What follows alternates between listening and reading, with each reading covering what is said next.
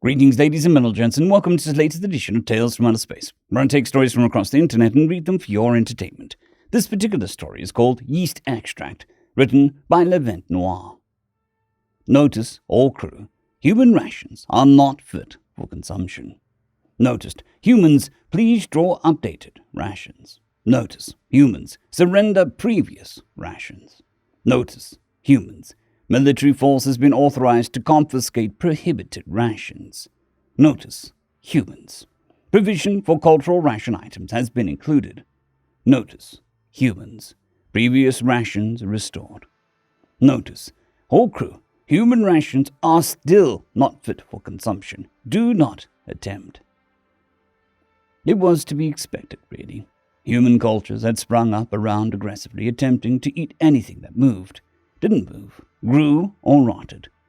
Essentially, they would try anything at least a few times, and provided it wasn't immediately toxic, would continue to eat it. Commander Snifflins made a tired, dismissing gesture with a frontal fin, then returned to the depths of her control tank. Nobody really understood humans, not even themselves. The fleet provided reading on diplomatic incidents had been extensive and horrifying. But here they were, on a ship, moving about with their predatory posture and alien customs. This was a species that used weak force weapons on themselves, and then gone on to develop strong force weapons. Utterly insane. Had she not been ordered with the threat of military tribunal to take on human crew, she would have refused. Species specialities aside, they were a complete nightmare to work with. Why couldn't they be normal and just draw standard nutrient paste?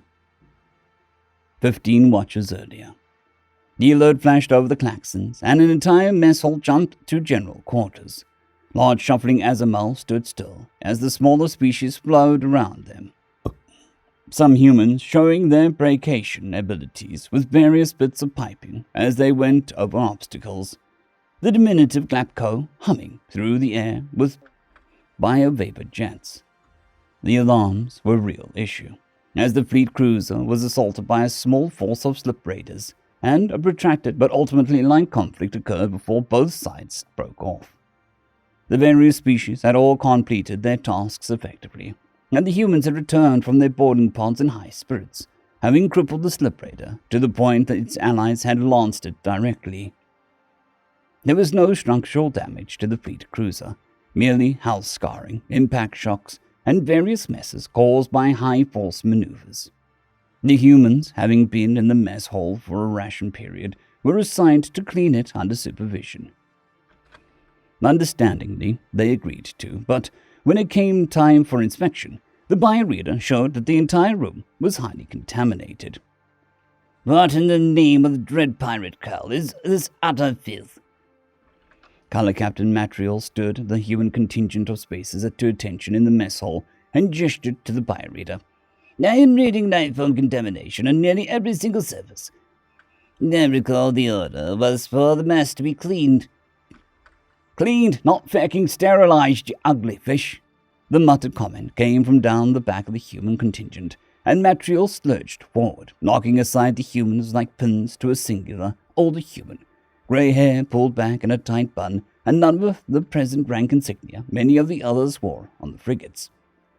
"I am an ugly fish. You will apologize, then report for punishment detail next watch." "I don't think so." The woman drew herself up from parade rest, and reached into her pocket for something. "Old military tradition, that we don't wear these in theatre." Clipping a small metal star to either side of her collar, the woman continued. "Captain Uglyfish, I am General Sarah Bauer, and I am actually the ranking officer on this entire vessel. I am here on an inspection tour to see how my spaces are settling in, and I would like to clearly announce that to the best of our species' sensory abilities, that this mess is free from the remnants of that spilled rations that were being consumed." Looking visibly cowed and unused to having rank pulled on him, Matriol was off balance. "Linguistic semantics aside, I want to know why we have bio-readings on nearly every surface in this hall. Did your spaces deliberately smear biocontamination across this ship?" "Captain, you will use my rank when talking to me." "No, they did not. I suspect that it is just the food." The food?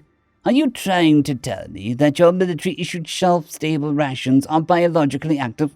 Yes. They were only rated for approximately 1,000 watches. Even our really long life, 20,000 plus rations only managed to suspend biological activity. Is this a problem? Matriel simply looked at the insane human and stormed out of the room without even a salute. Soon the ship's screens displayed 2 new notices. Notice: all crew, human rations are not fit for consumption. Notice: humans, please draw updated rations. Corporal Jane Miller looked wistfully at her footlocker. Damn it. And she'd been making such a good money running the ration trading scheme. She had all the good stuff: jalapeno and cheese, the British tea, the good Arabian coffee, and best of all, yeast extract. That stuff was black gold, especially since the bloody Anzacs seemed to love it more than usual. Getting one of them to give it up usually meant that they were deep in the pot of cards or dice that night. The money was too good. Jane closed the footlocker and put a civilian lock on it. While it appeared to be a standard military lock, it lacked the bypass mechanism. Throwing on a fatigue jacket and pants over a skin-tight spacesuit, she wandered along to the quartermaster area with the rest of her pod crew to draw new rations. It was unspoken that each would be holding on to some favored treasure of food, but they cover each other. As the long line of humans shuffled past, the familiar plastic-wrapped national ration packs had all been replaced with a singular style, metallic tin, approximately 30 centimeters long, 10 centimeters wide, and 5 centimeters deep. Printed into the top was Ration Human 10 MJ Stabilized. Each spacer was issued 5 of these and told to return to the mess after it had been sterilized, in 2 watches' time for consumption. 2 watches later, a large contingent of hungry and really quite grumpy humans walked into the mess hall, not having eaten for upwards of 16 hours, and able to scull daggers. Each carried 1 of the metal human ration tins. At the front of the mess hall, Color Captain Matriel stood.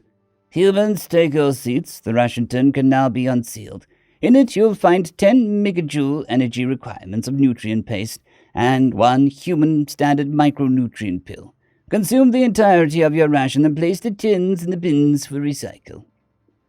All across the mess, the sounds of spacers opening the tins by breaking the vacuum seal and inspected the contents. It was grey, paste-like, and there was over 1.6 kilograms of it. Early inspections with sporks found that it had the texture of gritty paste cleaner, tasted like nothing, and felt like cold sand in the stomach. Within just a few minutes, the angry clamor had reached deafening levels. Incensed, the humans simply stormed out, leaving the rations uneaten on the tables.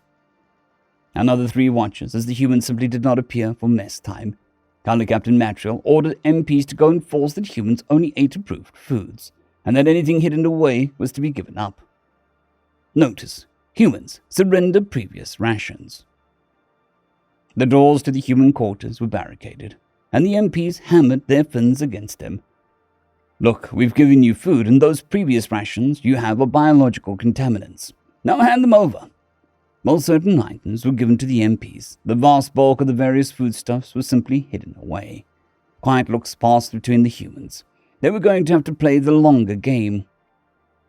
Matriel looked over the reports with a disapproving eye. So let me get this clear. You asked the humans to surrender previous rations. They had barricaded themselves in quarters, handed over some, then ceased the barricade. Later, when discrete chemical sensors were taken into the human quarters, components of prohibited biological active rations were still found. I'm authorizing you to use armed squads to search the human quarters and take any offenders to the brig.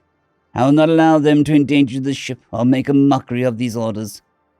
Notice: humans, military force has been authorized to confiscate prohibited rations. The raids were swift and for the most part unopposed. A few humans were beaten into submission and dragged to the brig, but by and large, the squads in impact armor with stun batons checked everywhere they could and came away with large amounts of food. Jane Miller had her footlocker torched open, setting the contents on fire. Who knew what kind of stupidity this was going to bring on now? The entire contingent was on featureless constipation-inducing paste. The first fight was quiet. The second and third had knives drawn, and by the next watch, no less than 10 humans were dead or injured. Commander Sniffens had been alerted to the incidents by now, and had summoned General Sarah Bauer to explain. General Bauer, care to explain the multiple dead and injured crew I am forced to deal with?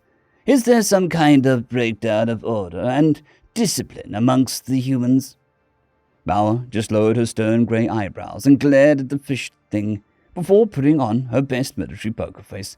Commander, the human troops have lost nearly all morale and are close to a rebellion at the substandard rations. Combined with the living quarters on board the ship and the lack of entertainment, their ability to cope has been nearly completely drained.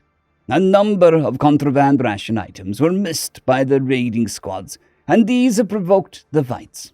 Bauer stood there at ease, waiting for the response.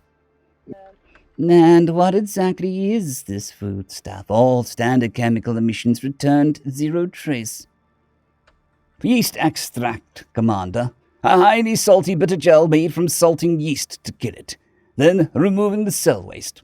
Already a prized item before the change in rations, it has now achieved a value unheard of amongst the humans. It was only in the Anzac rations, and one of the humans from that region stabbed another who was attempting to steal it. General Bauer, to clarify, humans will murder each other over small amounts of ill-tasting foodstuffs. Commander, we quite enjoy the taste of yeast extract, but yes, when morale is low, food has been replaced with unpalatable paste, and the command structure seems to have no recognition of their actions. Species can and have attacked and harmed each other over otherwise trivial things. It's a cultural thing. General, please present to me a list of morale-improving foodstuffs for medical and biological review. Sterilizing the ship is easier than dealing with murders. Notice, humans' provisions for cultural ration items have been included. Corporal Jane Miller sat on an empty footlocker, stacks of credit chips in her pockets, and wishing that she had more of that yeast extract. It was making her a fortune, and damn it, she knew it was going to go up in price as people ate it. The ding of the notice bell sounded. That notice changed a lot, very quickly. She wondered how long it would be before people wanted a refund. Time to bank all the credits. By the next watch, various highly desired items had been sterilized and given to the humans. To anyone with basic understanding of human social cues, there was a simple about-face in the morale of the spaces on board the ship. They were smiling, laughing, and both attentive and diligent in their duties. Color Captain Matrule scowled at the monitors displaying the human quarters, but didn't look away. He wasn't going to admit that he was wrong, but if those small things had that much of an effect. Lieutenant, find out what would be needed to sterilize completely a new mess hall suitable for humans.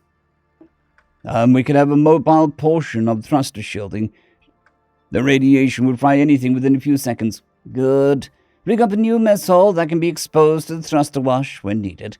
Then reinstate standard human rations. It's less effort simply to work around the damned monkeys.